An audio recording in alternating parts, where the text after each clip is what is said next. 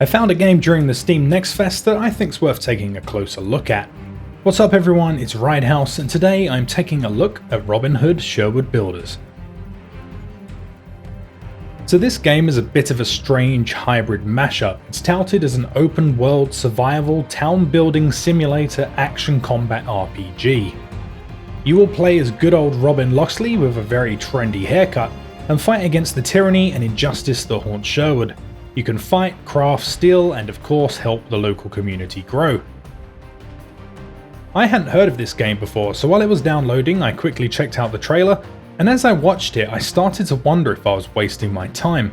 It reminded me of one of those fake game ads that mobile games are always showing, where the things they show never actually happen in the game. The trailer was a few months old, so I decided to ignore it, and as the game was already downloaded, thought why not give it a shot anyway. Now it's important to remember that the footage you are seeing and my impressions of the gameplay are based on this very early alpha demo, so things will change in the future, but we can get an idea of what they're going for.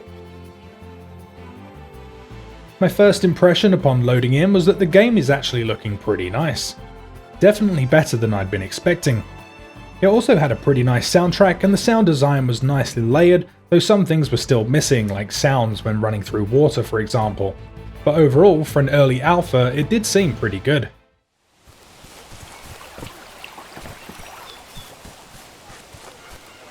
So let's talk about the world first. I ran around a bit and had a look at the little village you start in, which is called Silwich. There were a lot of NPCs around. They did all look the same, but I'm sure that they're just placeholders for now. At least, I hope so anyway. There were some animals here and there, and it all felt very nice. Much the same could be said about the other settlements scattered around.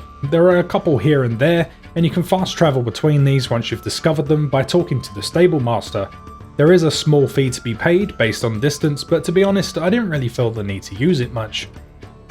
There are also abandoned towers and burnt out buildings to be found, as well as enemy camps and forts. There is even a whole area that I assume is the aftermath of a battle, and is filled with dead trees and burning pyres. This was probably the most atmospheric area for me, and I did get some feels when I first discovered it. There are also little camps scattered around the world to be found, and here you can rest, and these serve as both save and respawn points. The map itself is pretty small and it doesn't take long at all to get across it. I got the feeling that this was only a tutorial area and there would be more after you were done here, but I'm not sure about that. I actually had to stop playing and I'll talk about why in a moment, so I'm not sure if this is explained later on, but if anybody does know, please let me know down in the comments. Being Sherwood, most of the map is of course forest, and it feels very lush. However, I did notice that everything sort of feels blurry. I looked in the settings to find a depth of field setting I could turn off, but unfortunately couldn't find one. Hopefully they'll add this in later. You have the usual farming to do and expect to be chopping down a lot of trees. You can't just chop any old tree down though, instead there are designated areas for each task, and they are marked on your map, which makes finding them fairly easy. The old tree chopping didn't really feel that good to me to be honest, and you kinda just stand there and whack away at the tree as your stamina goes down. And as I would no doubt be chopping down a lot of trees, it was a bit of a shame. Mining is much the same deal. You can mine stone and different ores, and you just whack away at the nodes until the stuff pops out, and then you pick it up. I have to say I was pleasantly surprised by the hunting, or at least the feel of using the bow. Your movement changes when you have the bow equipped. You slow down and walk more deliberately. The camera zooms in a bit and it all makes you feel very focused. The animations are not bad, but could still be improved upon. I hunted a few deer and collected the meat for my peons. It was all quite relaxing, but it was pretty easy as the deer were just spawning all around me and there wasn't really much tracking involved. I just kind of stood there and sniped them off from a ways away, and that was about it. There is of course crafting in the game, and it is fairly simple. It's just click this, click that stuff, and then you wait for a while the bar goes up. Nothing groundbreaking there really. You can make different weapons and tools and all the usual stuff. There are also crafting stations available, and these have to be first built for the town. There's a little table in the village you can access, and it brings up the menu that does actually look a little bit like it did in the mobile ad style trailer. Each station costs a certain amount of resources such as iron, stone or meat, as well as people. You can clear a designated area in the village of trees and then start building. When you start a project, it starts a little animation where you can watch them build, and if you go out of the menu you can actually see the progress they are making in the world, which was quite nice.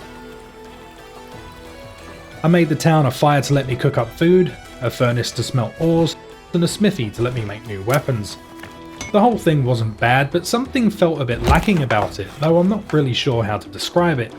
It could partly be due to the fact that it is still an early demo, or partly that it was only early on in the game and later you will get more stations and feel the need to manage the town more. But short of chucking some food in the town storage box, as well as a bit of wood and stone, there was nothing really to do. As you level up, be it through quests, combat or farming, you will earn skill points that can be used to level up old Robin. The skill tree looks quite extensive at first, but it didn't really take me long to start filling it out. The skills all improve your stats in some way, be it health or stamina, sword or bow damage, movement speed, crit chance or focus power, which is kind of a slow-mo ability you have, which I will talk about more in a bit. As I leveled up, I did feel a bit of a difference in my character, but not much. The most noticeable difference was probably the sword damage or health. No matter how much I leveled up stamina, I still felt as though it hadn't changed much. Overall, I get the idea they were going for, but I feel it does still need some work in order to make it actually feel as though you're progressing and getting stronger, instead of just adding random numbers to your stats. There are quests in the game, and Friar Tuck was there to give me my first. The voice acting was interesting, but not the worst I've heard. What a sight for sore eyes! Praised be the day, for our good friend Robin is finally back. The quests were all just tutorial quests and taught you the different elements of the game in a more interesting way. I had to make a bow, hunt deer to collect meat for the village, kill a bear that had killed some old granny, craft weapons for the town and things like that. There was also an event where there were prisoners that needed to be freed, and they made it sound like there would be some sort of battle like you see in the trailer, but when I got there was just one other NPC dude with a bow who was absolutely useless. Brace yourselves everyone, Robin is here. The event itself wasn't bad. You had to ambush a cart as it travelled along the road and free the prisoners, and it had the groundwork for something good, but it was let down by the next thing I'll talk about, which is the combat. The combat in this game is where it struggles the most. I feel they really need to put some focus on expanding it, as it is now, it's not really very fun. The bow combat, although not bad when hunting, was nothing special really when it came to fighting people. It feels very weak and kind of useless to be honest, and I just ran backwards as I took my shots. You can also do a dodge roll to evade attacks, but most of the time I found this got me into more trouble, as it drains your stamina so much. There is also the ability to use a slow-mo skill that lets you pull off some quick shots, but it also drains your stamina, and I found it pretty much useless in combat. I get what they were going for, and it did save me a couple of times, but it also got me killed quite a few. Because although the enemies slow down, you also slow down and so do the animations, and you kind of end up just not really doing anything, and you just kind of watch yourself die in slow motion, and if you don't die, you just end up draining your stamina for no real reason.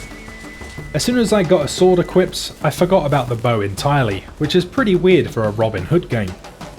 There is even one quest where you kill a bear where the bow does only 1 damage to it. It is the trading quest for the sword, but still, it's a Robin Hood game. I felt I was pretty much forced to use the sword and nothing else as I continued playing, as the AI of the enemies is very bad. They will notice you from a mile away, and all swarm up and run at you in their heavy armour, and all you can really do is run backwards and take wild swings at them and hope they don't hit you back. It all feels like a work in progress, which of course is understandable, as it is only an early demo, so I really do hope they can improve upon the whole experience. Now, as I mentioned earlier, I had to cut my time with the game short as I kept getting repeated fatal errors. It happened randomly, and there were a few times I did lose quite a lot of progress. This, when mixed in with the combat, was enough for me, and I did eventually end up shutting it down, as I just couldn't face having to run around swinging randomly through a horde of knights just to have to do it all again. Overall, Robin Hood Sherwood Builders seems as though it could eventually turn into something pretty fun, but for me it feels a very long way off yet. There are some nice elements, but everything feels lacking in some respect, and some depth needs to be added to each of the systems before I would think of playing it again. I would say it reminds me the most of Medieval Dynasty, but not quite as involved. Hopefully they will take some time and continue to improve the game before releasing it, even as an early access title, but all we can really do for now is wait and see what their plans are. I hope you enjoyed the video, please give it a like if you did, and as always let me know your thoughts on the game down in the comments. That's all from me on this one, see you in the next one.